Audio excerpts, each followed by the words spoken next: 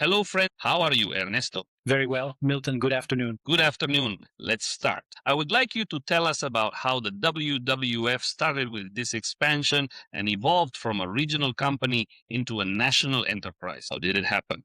Because that's why these expansion rumors always come up, because that's how it started, or that was the original model of the company. I have always believed that the idea, or rather the way that expansion was carried out, was not really an idea of Vince McMahon. Many people since the 80s, since 1984, already pointed out Vince McMahon Jr. in the US media as a genius. They pointed him out as a genius for the rock and wrestling connection, which was really an idea of Cyndi Lauper and Lou Albano, who were in contact with MTV to present Cyndi Lauper on the program and to have WWE programming on the MTV channel.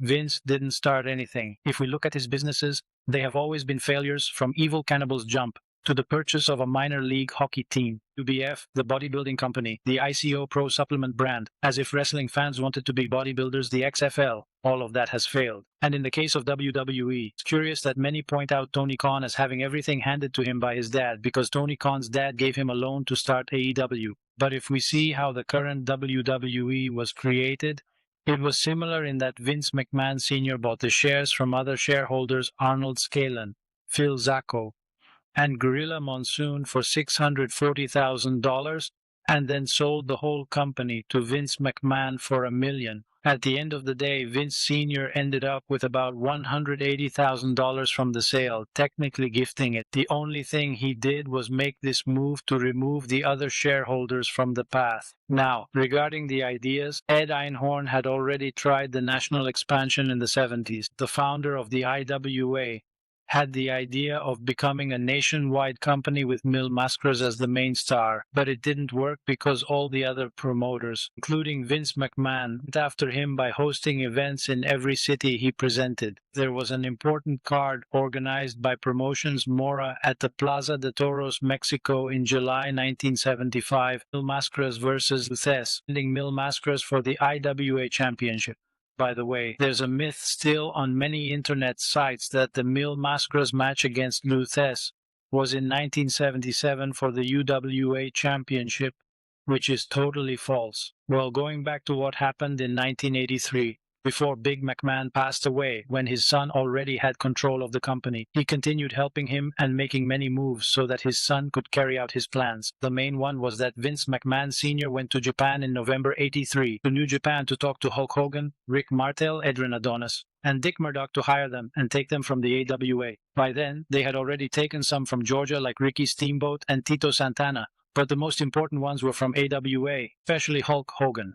Wilkman Sr. made all these moves. Other promoters feared he might be planning a national expansion, and Manchin told them no, everything was fine, basically lying while he was moving all the pieces for his son to succeed. Don't you think you're downplaying Vince McMahon too much?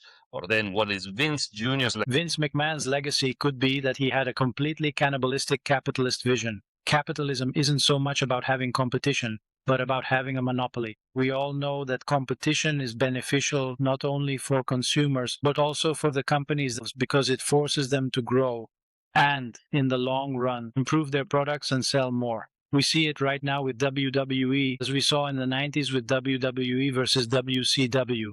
That competition benefited everyone. But in the capitalist vision, competition shouldn't exist. It has to be destroyed. And when Vince Sr. died, what happened before WrestleMania could be made was that the company almost went bankrupt. For example, Hulk Hogan wins the championship and starts filling arenas. They go to territories like Minnesota, they go to San Luis, and initially there are full houses, but then people see that Hulk isn't a good champion.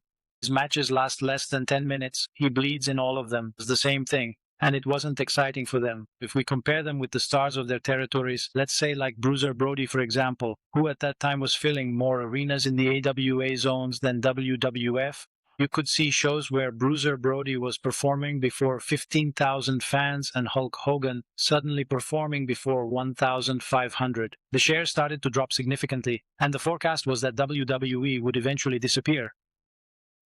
Many of the stars they took because they had hired dozens started to leave. They saw it was no longer going to work, that it wouldn't be profitable. That's when Vince bet everything on the first WrestleMania, which was a success. It must also be said that the first WrestleMania was practically a copy of what Jim Crockett had done in '83 with Starrcade 1. The first Starrcade at the time was the most profitable wrestling event of all time because it was broadcast via closed circuit, watched by over 50,000 people live, which wasn't possible before that. Vince emulated that closed circuit with WrestleMania 1 and regained much of what he had lost the previous year. In this sense, the expansionist nature of WWE is in its genes. Has WWE tried to expand into other territories?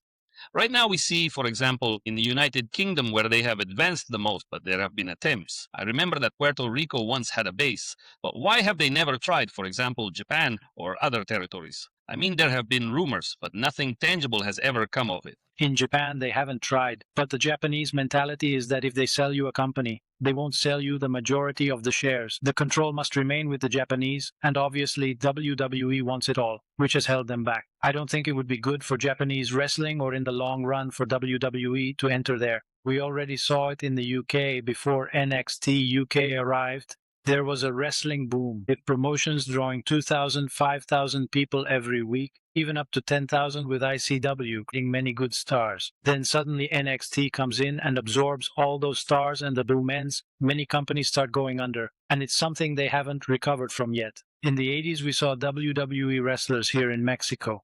Bob Backlund was here. Pat Patterson was here when they were champions wrestling here at the Toreo. Mexicans went to Madison Square Garden. They went to New Japan. The exchanges ended because of Vince's mentality that everyone had to be exclusive. But these are the little things that maybe WWE didn't notice before. They didn't realize there was a world outside of them, a bigger universe that they're now exploring, creating a moment like we haven't seen in 40 years. Where do you think we'll see things going in the coming years? This issue of the globalization of wrestling, you are optimistic about this globalization that will bring a better show for the fans or the wrestlers and promoters. Yes, because as I tell you, before the expansion we talked about of WWE in the early 80s, there were years when arenas all over the world were filled. And after that, WWE became so big that almost all companies worldwide started to go bankrupt. It became monopolistic. Yes, monopolistic because it became a standard. That's the downside of standardization.